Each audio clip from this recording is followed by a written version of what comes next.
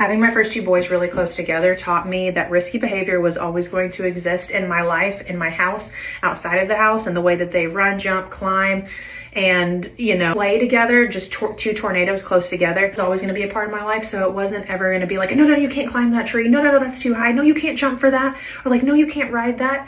It wasn't ever that. It was just okay, we're doing it. How do we do it safely? Time and time again when I would be like at the park with a few other moms, okay? My 2 and 3-year-old were climbing and jumping off things that like 5 and 6-year-olds would be climbing and jumping off of, because one, I didn't ever stop them from trying those things. I had practiced teaching them how. Okay, so I'll give you an example on like what that might look like. So if my 3-year-old was at a really, really high point, and he was about to jump off, you know, there would be another mom in the park being like, whoa, buddy, like, where's your mom? And I would be sitting on a bench supervising, watching it, but I was giving him space because he, you know, I felt comfortable with him at that point with the skills, figuring it out.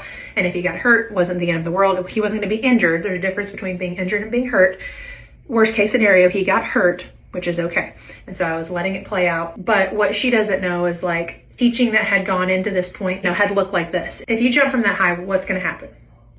Yeah, it could hurt. It could hurt your leg, it could hurt your body, or you could nail it. You know, you could land on your feet and it would be great. Before you jump though, stop before you jump. You stop, you look down. Do you see any people? Okay. Do you see any objects? Okay.